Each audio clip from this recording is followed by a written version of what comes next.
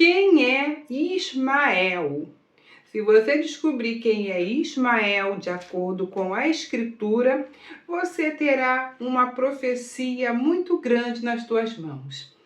Ismael, ele vai estar descrito em Gênesis, mas nós vamos ouvir falar muito de Ismael também no Novo Testamento, o que traz uma grande polêmica com o nome de Ismael.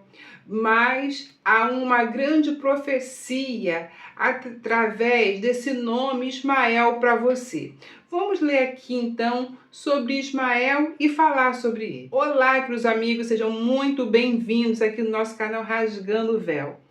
Para quem não me conhece ainda, eu sou a Cláudia Barros e hoje um irmão perguntou assim, colocou lá, fala sobre Ismael. Então vamos falar um pouco sobre Ismael para responder o questionamento do nosso irmão.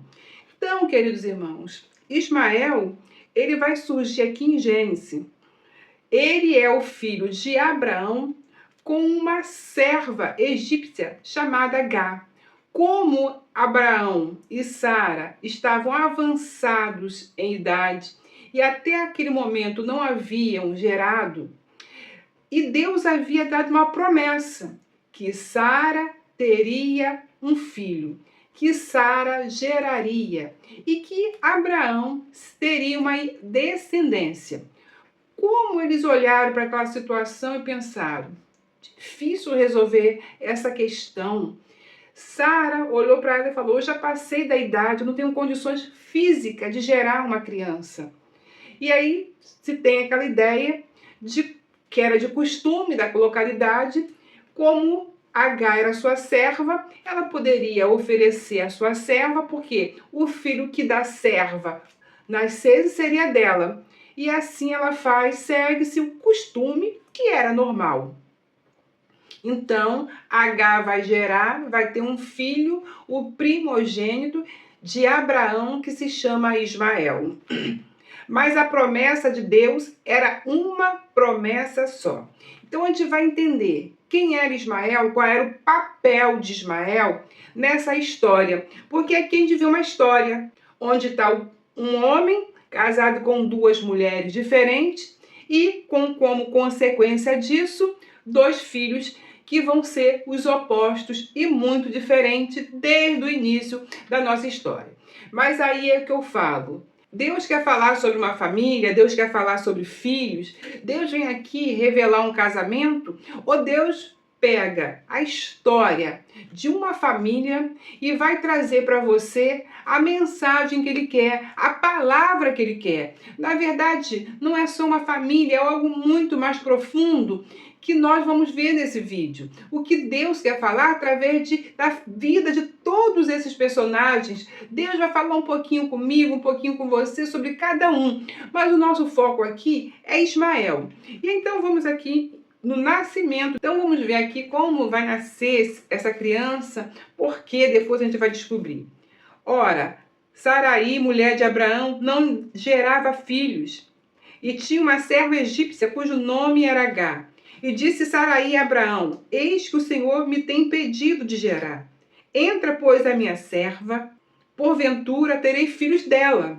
E ouviu Abraão a voz de Saraí. Assim tomou Saraí, mulher de Abraão, a Agá, a egípcia, sua serva, e deu por mulher a Abraão, seu marido, no final de 10 anos que Abraão habitara na terra de Canaã. E ele entrou a Agá, e ela concebeu, e vendo ela que concebera, foi sua senhora desprezada aos seus olhos. Então disse Saraí a Abraão, meu agravo seja sobre ti. Minha serva pus em teu regaço, vendo ela agora que concebeu, sou uma menosprezada e aos seus olhos. O Senhor julgue entre mim e ti.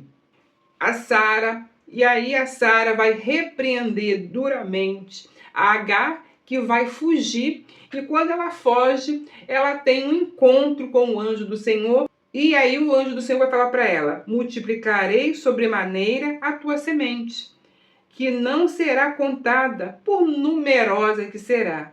Este concebeste e terá um filho, e o chamará seu nome Ismael, porque o Senhor ouviu a tua aflição.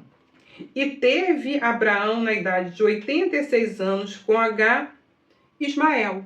Então nós vamos ver que Ismael, ele vai nascer de algo que era possível naquele tempo, era normal, a Sara, como senhora, entregar a escrava para que nascesse ali uma criança e fosse dela. Mas a situação mudou porque Agar começou a se sentir, quando se viu grávida de Abraão e senhora de todas as coisas, começou a desprezar Sara. Mas ela vai fugir, o anjo vai falar com ela: volta, essa criança será uma grande nação. Então, Ismael, antes de nascer, ele já tem uma ministração para a vida dele, que ele será uma grande nação, que o Senhor o ouviu. Então, Deus tem uma palavra de bênção para Ismael. Mas a história não termina aí. E a história não para aí, porque o Senhor prometeu a Sara que ela geraria. Mesmo sendo algo tão impróprio, tão difícil, essa foi a promessa de Deus para ela. E aí, nós vamos ver em Gênesis 21 que diz assim: e o Senhor visitou a Sara como tinha dito, e fez o Senhor a Sara como tinha falado. E concedeu Sara e deu a Abraão um filho na sua velhice, ao tempo determinado, que Deus lhe tinha dito. E chamou Abraão o nome do seu filho, que nascera, que Sara lhe dera, Isaque. E Abraão circuncidou o seu filho Isaque, quando era da idade de 8 dias. Então Deus, ele vai cumprir a promessa. E aí Deus continua trabalhando na vida dessa família, que não para por aí. Então agora Abraão se encontra com 2 esposas e agora com 2 filhos. Mas a situação de Abraão parece que vai mudar. Aqui na frente, no versículo 8, diz que crescia o menino e foi desmamado. Então Abraão fez um grande banquete no dia que Isaque foi desmamado. E viu Sara, que o filho de Agar, a egípcia, que ela tinha dado a Abraão, zombava. E ela disse a Abraão: essa passagem aqui é uma palavra profética. Não é Sara que está dizendo, parece algo tão forte, agressivo, mas essa palavra é uma palavra que vem do próprio Senhor. Deita fora esta serva e o seu filho, porque o filho desta serva não herdará com meu filho, com Isaque. Então, isso é algo profético que ela está falando. Ela diz que jamais o filho da escrava poderia herdar com seu filho. E essa profecia é dessa profecia que Paulo vai usar quando ele escreve a Gálatas. Ele vai usar a mesma profecia que é dita aqui por Sara, porque Sara ela vai profetizar. E aí nós vemos que Sara profetizou algo tremendo. Então vamos adiantar para o livro de Gálatas, para a gente entender o que é esse Ismael aqui na Bíblia. Na verdade, irmãos, Paulo ele vai interpretar o Ismael, o Isaque, a Sara, a Agar e o Abraão quando ele pega aqui o livro de Gálatas. Ele vai pegar o contexto, ele vai pegar aquela história em que ele entendeu que Deus não está falando de um homem, de uma mulher, mas que Deus está falando a um povo, a uma nação. Quando chegamos aqui em Gálatas 3:16, diz assim: ora, as promessas foram feitas a Abraão e a sua posteridade. Não diz e as posteridades, como falando de muitos, mas como de um só, e a tua posteridade, que é Cristo. Então, quando fala da promessa que a posteridade de Abraão ia herdar a promessa, não falava de todos, mas de Cristo. E como a gente pode entender isso? E aí você vê que Isaque, ele tipifica Cristo. Então, vocês lembram quando Abraão vai subir para sacrificar o seu filho, que Deus manda? Ele sobe com o seu filho. Quando ele vai sacrificar, ele é surpreendido por um grito e diz: não toque. O anjo diz: não toque na criança. E quando ele olha, surge um cordeiro. Surge um cordeiro para ser colocado no lugar de Isaac. Nesse exato momento, nós vamos ver a substituição lá no Antigo Testamento de Isaac pelo cordeiro. E aí fica uma figura que a gente guarda e memoriza, que Isaac foi trocado pela figura de Cristo. Então nós vemos ali a figura de Isaac mostrando essa troca. Então a gente vê lá no Antigo Testamento Isaac sendo substituído por Cristo, pelo Cordeiro. Então lá no Antigo Testamento, as promessas que foram feitas a Abraão e a sua posteridade, ela toma forma quando o cordeiro é sacrificado no lugar de Isaac. Então, Isaac, ele representou a figura do Messias ali no Antigo Testamento. Mas nós queremos falar sobre o Ismael. É essa a nossa situação. E aí diz no 4:21 assim, aí Paulo diz, diz-me-vos, o que quereis está debaixo da lei. Não ouvis vós a lei? Porque está escrito que Abraão tem 2 filhos, um da escrava e outro da livre. Todavia, o que era da escrava nasceu segundo a carne, mas o que era da livre, por promessa. Então, esses 2 meninos que nascem lá, que a gente não entende por que Abraão casa com 2 mulheres, por que tem 2 filhos, porque ali Deus faz uma separação entre uma mulher que ele casa, que é escrava, e uma mulher que ele casa, que é livre. Quando ele diz que a escrava está debaixo da lei, quando ele diz que a escrava representa o Monte Sinai, e quando ele diz que a livre representa o Monte Sião, que é aquele que nós aguardamos, que mostra o espiritual, porque a escrava representa o pecado. Porque, irmãos, esse filho Ismael, que é o primeiro a nascer, que é nascido da carne, representa todos nós uma vez na vida. Porque uma vez nós nascemos debaixo da lei, debaixo da carne, nascemos pelo natural. Mas um dia nós olhamos para Ismael, para o livre, e desejamos então estar debaixo dessa cobertura. Desejamos ser livre. E é isso que Paulo, ele defende aqui em Gálatas. Ele pega o Antigo Testamento e ele vai decifrando o que o Senhor deixou desenhado, que não era apenas para falar de jovens, ou de brigas entre 2 jovens que vão se opor, ou 2 mulheres que vão se opor. Não, Deus está falando de uma espiritualidade muito grande. Ele está falando que Ismael, ele é segundo a carne, mas aquele que busca os caminhos da promessa, da livre, ele se identifica com Ismael, ele se identifica com Sara, porque Sara, ela representa a nova Jerusalém, que do céu desce para nós.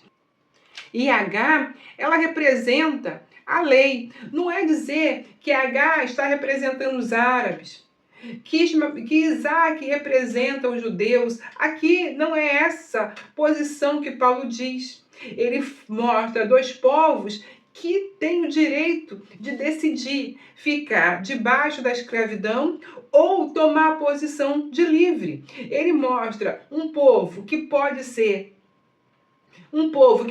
árabe, que pode ser japonês, que pode ser chinês, que pode ser italiano, independente da sua origem.